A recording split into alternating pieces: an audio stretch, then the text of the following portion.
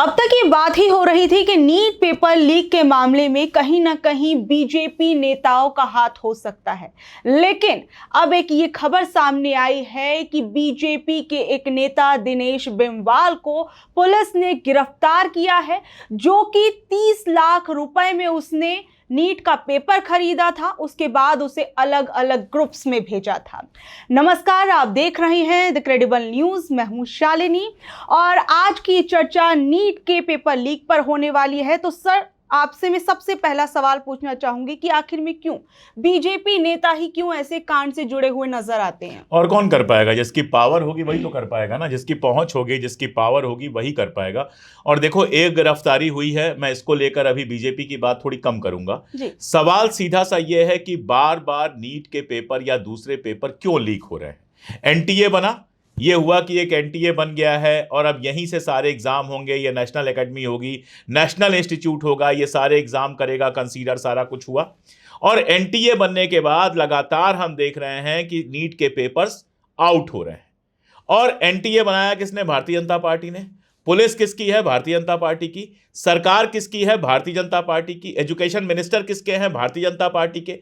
अगर सब कुछ भारतीय जनता पार्टी का है तो भारतीय जनता पार्टी के अलावा या मोदी सरकार के अलावा इसके लिए किसको जिम्मेदार ठहराना चाहिए? अगर कोई जिम्मेदार है तो सिर्फ और सिर्फ मोदी सरकार है। अब देखो, गोदी मीडिया के लोग ट्वीट कर रहे हैं और ट्वीट में लिख रहे हैं ऐसा नहीं होना चाहिए, बड़ा गलत हो रहा है, ये हो रहा है। अरे भाई, कौन कर रहा है? अच्छा कुछ हो जाए, कोई भी करे। भारत की क्रिकेट टीम अगर मैच जीत के चली आती है तो उसका श्रेय नरेंद्र मोदी जी को दिया जाता है। ऐसा लगता है कि खुद जाकर बैटिंग बॉलिंग करके आए हैं। अभी कोई टेनिस प्लेयर अगर कुछ जीत के आ जाए तो मोदी जी को कहा जाए कि मोदी जी इसके लिए जिम्मेदार है। ऐसा लगता है कि वो जाकर टेनिस खेल के आए हैं। कोई पहलवान जीत जाए तो मोदी जी उसके लिए जिम्मेदार है। लेकिन अगर कुछ गड़बड़ हो जाए तो उसके लिए कोई और जिम्मेदार है। हजारों लाखों बच्चे देश भर में नीट की तैयारी करते हैं। मैं दिल्ली का जानता हूं कि यहां नीट की जो कोचिंग्स खुली हुई हैं, 1.5 लाख 2 लाख रुपए उसकी फीस है। कई जगह इससे भी ज्यादा फीस है। एक मिडिल क्लास का आदमी बड़ी मुश्किल से अपने जीपीएफ से 1.5 लाख 2 लाख निकालता है और जमा करता है वहां ले जाकर, या किसी से पैसा लेके, कर्जा लेके जाके जमा करता है कि मेरा बच्चा तैयारी कर लेगा और नीट निकाल लेगा। उसका बच्चा नीट का एग्जाम देता है, खुश होकर घर आता है, कहता है पापा या मम्मी पेपर बहुत अच्छा हुआ है, मेरा नीट क्लियर हो जाएगा। उसके दिल में ख्वाब पैदा होता है कि मेरा बेटा भी डॉक्टर इंजीनियर बन सकता है। उसके बाद ये आता है कि भैया नीट जो है कैंसिल हो गया क्योंकि पेपर आउट हो गया था। अब ये 1.5 लाख पौने 2 लाख रुपए 2 लाख रुपए जो खर्च किए हैं माँ बाप ने केवल फीस में, उसके अलावा किताबों का बाकी सबका सारा खर्चा छोड़ दो, ये जो खर्च किए हैं और साल भर जो बच्चा लगा रहा है, जो मेहनत की है उसने दिन रात, उसके ऊपर क्या गुजरेगा? वो डिप्रेशन में नहीं जाएगा? वो परेशान नहीं होगा? बिल्कुल। दोबारा एग्जाम देना, आप कोई भी दुनिया का सबसे ताकतवर खिलाड़ी हो, एक बार अगर वो सेंचुरी मार लेता है, मान लो सुबह उसने सेंचुरी मार ली दिन भर में, अगले दिन कहो नहीं इनिंग कैंसिल हो गई है, दोबारा आप मैच खेलोगे, हो सकता है 0 पर आउट हो जाए, हो सकता है 25 पर आउट हो जाए, जरूरी नहीं है कि सेंचुरी को रिपीट कर पाए। तो ये जो तमाशा और जो फ्रस्ट्रेशन हो रहा है, जो वक्त बर्बाद हो रहा है, जो पैसा बर्बाद हो रहा है, इसके लिए कौन जिम्मेदार है? अगर नरेंद्र मोदी जिम्मेदार नहीं है तो? अगर धर्मेंद्र प्रधान जो शिक्षा मंत्री हुआ करते थे वो अगर जिम्मेदार नहीं है तो कौन जिम्मेदार है? एनटीए नहीं जिम्मेदार है तो कौन जिम्मेदार है? जब पहली बार लीक हुआ तो जो एनटीए का देख रहे थे सेक्रेटरी साहब जो थे, उनको कहा गया कि हटा दिया गया है ताकि जो शोर है वो शांत हो जाए। उसके बाद उनको फिर एक जगह सेक्रेटरी बनाया गया और अब शायद झारखंड सरकार में या छत्तीसगढ़ सरकार में किसी ऊंचे पद पर है। क्यों? कोई जिम्मेदारी ही तय नहीं होती है, नाम आते हैं, नाम चले जाते हैं। और नीट तो एक चीज है, एक एग्जाम ऐसा बचा है जिसका पेपर आउट ना हुआ हो। यूपी में देख लो, एमपी में देख लो, बिहार में देख लो, राजस्थान में देख लो, एग्जाम होता है, फिर ऐसी ही खबर आती है, फिर एग्जाम कैंसिल हो जाता है, दोबारा होता है। अपॉइंटमेंट्स होते हैं, कैंसिल हो जाते हैं, दोबारा। एमपी में पटवारी वाला जो हुआ था और कितने सारे हैं। तो पूरे देश में एक तो रोजगार है नहीं। अभी दिल्ली की कहानी यह है कि दुकानें लगातार तोड़ी जा रही हैं क्योंकि वो इल्लीगल हैं। भैया, लोग दुकान इसलिए खोल के बैठे हैं क्योंकि कहीं काम नहीं मिल रहा है। नोएडा में जो मजदूर आंदोलन हुआ था, तुम तो कवर करने गई थी, तुमने देखा था, 15-15, 12-12 हजार में लोग नौकरियां कर रहे हैं प्राइवेट सेक्टर में। प्राइवेट सेक्टर का यह हाल है कि मतलब 16 घंटे लोग काम कर रहे हैं तो 15-16 हजार रुपए कमा रहे हैं। वो भी आसानी से नौकरी नहीं मिल रही है। दुकान करेंगे, दुकान तोड़ देंगे, परीक्षा देंगे, परीक्षा कैंसिल हो जाएगी, बच्चे जाए तो जाए कहां? ये तो पूरे देश को एक फ्रस्ट्रेशन में, एक डिप्रेशन में डालने का एक ऐसा खेल नजर आ रहा है और करप्शन हाईएस्ट लेवल का है।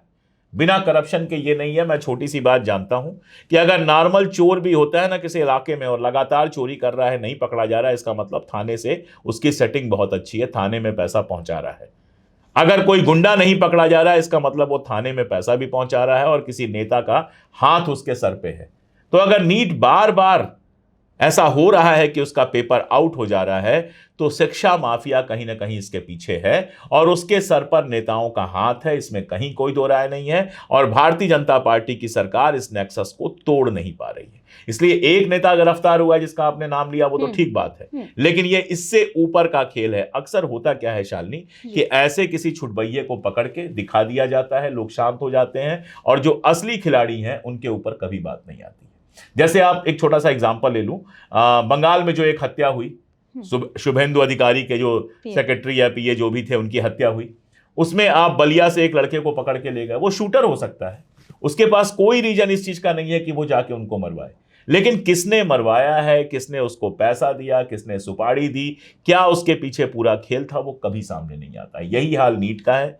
एक दो चार लोग यहां वहां गिरफ्तार कर लिए जाएंगे, सब तमाशा हो जाएगा, लेकिन असली इसका जो खिलाड़ी है वो कभी सामने नहीं आएगा। नरेंद्र मोदी जी का मैं ये न्यूज दिखाना चाहता हूं आपको, जिसमें उन्होंने कहा था कि आगे कभी ऐसा नहीं होगा, हम सारे सिस्टम ठीक कर रहे हैं, और फिर हुआ है। तो इसके लिए अगर नरेंद्र मोदी जिम्मेदार नहीं है तो कौन जिम्मेदार है? अच्छा, कल ही हमने देखा था कि किस तरीके से शिक्षा मंत्री जो थे, जब उनसे नीट पेपर लीक को लेकर सवाल पूछा गया तो भागते हुए नजर आए।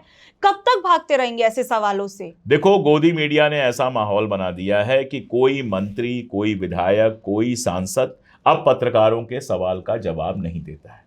अब वही उसी टाइप के, जैसे प्रधानमंत्री सामने बैठे होंगे तो पूछा जाएगा आम चूस के खाते हैं कि काट के खाते हैं, आप वॉलेट रखते हैं कि नहीं रखते हैं, उनसे ऐसे सवाल पूछे जाएंगे। कितनी मेहनत करते हैं, कहां से इतनी एनर्जी लाते हैं, ऐसे सवाल उस देश के प्रधानमंत्री से पूछे जाएंगे जहां बेरोजगारी, गरीबी और हर तरह की समस्या चरम पर है। ऐसे ही आदत पड़ गई है मंत्रियों की। मंत्रियों से जब भी कोई सवाल पूछा जाता है जो उनको पसंद नहीं आता है, जिसका जवाब नहीं देना चाहते हैं, तो वो भाग जाते हैं। मुझे अच्छी तरह से याद है कि हाथरस वाला कांड हुआ था, उस समय स्मृति ईरानी मंत्री हुआ करती थी और उनसे पत्रकार सवाल पूछ रहा था, वो ऐसे ही भाग गई। हिमंता बिस्वा शर्मा के ऊपर करप्शन का आरोप लगा था, उसके बाद वो बीजेपी में शामिल हो गए। जो हमारे गृह मंत्री अमित शाह हैं, वो गए हुए थे असम, उनसे पत्रकारों ने सवाल पूछा कि अब हिमंता बिस्वा शर्मा को करप्ट माना जाएगा कि नहीं, तो उन्होंने कहा इस तरह के सवाल नहीं पूछते, वो बताएंगे किस तरह के सवाल पूछना है, किस तरह के सवाल नहीं पूछना है। तो मंत्री लोग हमारे अब सवालों का जवाब नहीं देते हैं। वो शिक्षा मंत्री हैं और इस समय बेहद बड़ा मुद्दा है नीट का पेपर लीक होना। उनको तो बाकायदा प्रेस कॉन्फ्रेंस करनी चाहिए थी, सवाल लेने चाहिए थे, ताकि उनसे सवाल पूछे जाते और वो जवाब देते। लेकिन देखो, वो वीडियो दिखा दीजिए, अगर वीडियो अवेलेबल है तो दिखा दीजिए, अगर कॉपीराइट का मामला कहीं से नहीं है तो, कि कैसे सवाल पूछने पर वो भागे जा रहे हैं। और अगर इस पर कोई लिख दे, पढ़ दे, तो कौन जाने उसके ऊपर, हमारे ऊपर, आपके ऊपर कोर्ट में केस हो जाए और पता नहीं क्या क्या हो जाए। तो ये हो गया, आप सवाल नहीं पूछ सकते। अच्छा, एक और, मैं जब इस पूरे नीट मामले को देख रही थी तो मैंने कुछ खबरें देखी।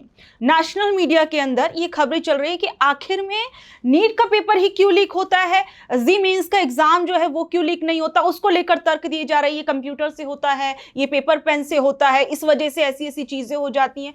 तो क्या अब ये चाह रहे जी मेंस का भी एग्जाम जो है वो लीक हो जाए? क्या उसका इंतजार हमारी टीवी मीडिया कर रही है? मैंने कल शायद आपसे ही बातचीत के दौरान कहा था कि अगर सरकार, मान लीजिए मोदी जी कह दें कि दीवार से सर पीटना बड़ा अच्छा होता है, तो ये जितने गोदी मीडिया वाले हैं ये अपना सिर दीवार से पीटते हुए दिखाएंगे और ये साबित कर देंगे कि दीवार से सिर पीटने से आपका सिर ऊंचा हो जाता है और आपकी किस्मत बेहतर हो जाती है।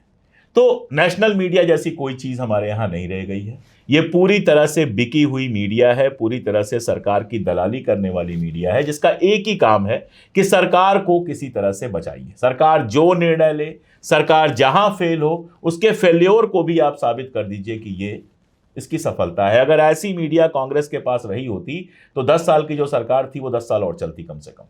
वो जमाना था, 2014 से पहले का जमाना था कि इस तरह के मुद्दे जब आते थे तो खुल के सरकार से सवाल पूछा जाता था, मीडिया पे बहस होती थी। लेकिन आप देखो, मीडिया पे बहस करने वाले जितने लोग थे, सबको एक एक करके टीवी चैनलों से बाहर कर दिया गया और वही लोग हैं जो पूरी तरह से भारतीय जनता पार्टी और सरकार की गुलामी करते हैं। कौन सा लीक नहीं होता है, कौन सा होता है, ये प्रॉब्लम नहीं है। जो होता है वो क्यों होता है और बार बार क्यों होता है। एक बार चलो लीक हो गया, एक बार लीक, मान लीजिए मैं तो कह रहा हूं पानी की टंकी एक बार लीक हो गई, आपने उसको ठीक किया, दोबारा लीक हो गई, तिबारा लीक हुई, चौबारा लीक हुई। इसका मतलब क्या है कि पूरे मेक में कुछ प्रॉब्लम है। एक छेद बंद करते हैं, दूसरा खुल जाता है, दूसरा बंद करते हैं, तीसरा खुल जाता है। नीट का जो पूरा सिस्टम, एनटीए का जो पूरा सिस्टम है, उस पूरे सिस्टम में कुछ प्रॉब्लम है जिसकी वजह से ये पेपर लीक होता है। ये कोई ऐसी चीज नहीं है कि गोडाउन में रखा है, कोई चपरासी वहां से चुरा लेगा। ये हाईएस्ट लेवल का भ्रष्टाचार है और इसका जो जिम्मेदारी है वो सीधे जो हमारे एजुकेशन मिनिस्टर हैं या एचआरडी जिसको कहा जाता है, ह्यूमन रिसोर्स डेवलपमेंट, वो हैं, और हमारे प्रधानमंत्री, इन लोगों के ऊपर सीधी जिम्मेदारी है। जब तक इनको पिन पॉइंट नहीं किया जाएगा ये मसला ऐसे ही चलता रहेगा, शोर मचेगा, खत्म हो जाएगा और बच्चे लगातार फ्रस्ट्रेट होते रहेंगे। तो लेकिन पीएम मोदी तो 2024 में जब ये नीट विवाद आया था तो उस टाइम तो खुद ही कह रहे थे कि हम तो युद्ध स्तर पर तैयारियां कर रहे हैं। अब जब युद्ध करने गए थे तो 4 दिन में खत्म करके आ गए। जब युद्ध करने गए थे, ऑपरेशन सिंदूर ये कर देंगे वो कर देंगे की बात करते गए थे, और फिर खबर ये आती है कि एक फोन आया ट्रंप का और उसको बंद करा दिया उन्हें। जब युद्ध इस तरह से लड़ना है तो युद्ध स्तर पर तैयारी भी इस तरह से करना है। होता क्या है कि ये पूरी सरकार किसी लॉन्ग टर्म प्लानिंग के साथ नहीं चलती है। देखो, जिंदगी में दो तरह की प्लानिंग होती है। एक शॉर्ट टर्म होती है कि जो प्रॉब्लम आई सॉल्व किया, फिर आएगी देख लेंगे। और कुछ जिंदगी में प्रॉब्लम्स होती हैं जिनको आपको लॉन्ग टर्म सॉल्व करना होता है। आप घर खरीदते हैं तो लॉन्ग टर्म प्लान करते हैं कि अगले 20 साल आप इसमें रहेंगे।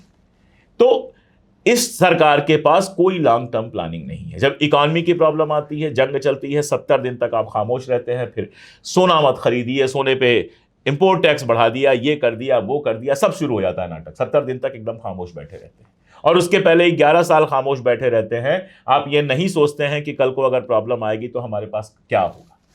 जो तेल भंडारण के लिए मनमोहन सिंह के समय 3 बने थे, उसके बाद चौथा आज तक नहीं बना। 22,000 करोड़ रुपए गुजरात में खर्च हो गए और एक चम्मच तेल नहीं मिला। यही हाल इसका है। 24 में हल्ला हुआ, नीट जब लीक हुआ था तो प्रधानमंत्री मोदी आके बयान दे देते हैं कि हम युद्ध स्तर पे करेंगे, वार फुटिंग पे करेंगे, आगे नहीं होगा, ये होगा, वो होगा। उसके बाद भूल जाते हैं और कुछ नहीं किया जाता है। और यही वजह है कि 2 साल बाद फिर से हो जाता है, फिर बयान देंगे, फिर 2 साल बाद हो जाएगा, फिर बयान देंगे। लोग भूल जाते हैं। कितने लोगों को याद है कि 24 में उन्होंने क्या कहा था? जनता भूल जाती है। इतने सारे मुद्दे हैं, क्या क्या याद रखेगी। और अभी हम ये जो पूरा का पूरा मामला सामने आया, उसके बाद कहा गया कि अब सीबीआई जो है वो इसकी इन्वेस्टिगेशन करेगी, पूरा मामला सीबीआई के हाथ में। तो कितना भरोसा किया जाए सीबीआई कर ले, पर? मैं तो कह रहा हूं कर ले। सीबीआई का मामला यह है कि कल सीबीआई के नए डायरेक्टर के लिए मीटिंग होनी थी। राहुल गांधी वहां गए थे। राहुल गांधी को जिन 60 लोगों का नाम था, उन्होंने कहा था कि इनकी 360 डिग्री रिपोर्ट जो होती है, यानी एपीआर की पूरी रिपोर्ट इनकी हमको दिया जाए ताकि देख सकें कि इनकी हिस्ट्री क्या। उनको दिया ही नहीं गया।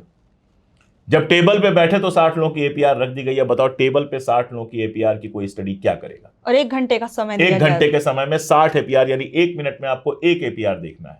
क्या देख लेंगे आप? सिर्फ पलट सकते हैं, पलटने के अलावा कुछ नहीं कर सकते। 4-5 पन्ने का एपीआर होता है। तो आपको सीबीआई डायरेक्टर का करना है। ऐसे ही चुनाव आयोग में पहले था कि जज साहब हुआ करते थे, हमारे जो चीफ जस्टिस हैं वो हुआ करते थे, विपक्ष के नेता और प्रधानमंत्री हुआ करते थे। वहां से जज साहब को गायब कर दिया गया ताकि प्रधानमंत्री और उनके गृह मंत्री उन्हीं की पार्टी के मिलकर चुन लें। सीबीआई डायरेक्टर का भी ऐसे ही है कि डिटेल मत दो ताकि अपने मन की किसी तरह से हम चुन लें। तो जब इस तरह से डायरेक्टर बनाए जा रहे हैं, जब इस तरह से संस्थाएं काम कर रही हैं, तो उम्मीद क्या किया जाए। वैसे सीबीआई एक बहुत सक्षम संस्था है और मुझे उम्मीद है कि वो जड़ तक पहुंचेगी। लेकिन सवाल वही है कि अगर इसमें कोई ऐसा बड़ा नाम होगा जिसको नहीं चाहते होंगे लोग कि जिस तक सुई पहुंचे, तो सीबीआई भी क्या कर लेगी? ऐसे ही 2-4 लोगों का नाम लेके सजा वजा करके कहानी खत्म हो जाएगी। तो देखिए, नीट एग्जाम का जो ये पेपर लीक हुआ है उसके बाद काफी ज्यादा बवाल हो रहा है। बहरहाल जो सबसे ज्यादा इस वक्त मायूस हैं वो देश के छात्र हैं जो इस नीट परीक्षा के अंदर बैठे हुए थे। उन्हें तमाम परेशानियां झेलनी पड़ रही हैं। बहरहाल आप लोग इस पेपर लीक पर क्या कुछ कहेंगे? नीचे दे कमेंट बॉक्स में अपनी राय जरूर बताइएगा और आपके कुछ सुझाव या कोई ऐसा विषय जिस पर आप आगे चर्चा चाहते हैं वो भी हमें कमेंट बॉक्स में लिखकर जरूर बताइएगा। और आपके जो कमेंट्स हैं वो भी हम ज्यादा से ज्यादा लेने की कोशिश करेंगे। और बहरहाल आप लोग इस चर्चा पर क्या कुछ कहेंगे? नीचे दे कमेंट बॉक्स में अपनी राय जरूर बताइएगा और ऐसी ही चर्चाओं से जुड़े रहने के लिए देखते रहिए द क्रेडिबल न्यूज। मैं हूं शालिनी। धन्यवाद।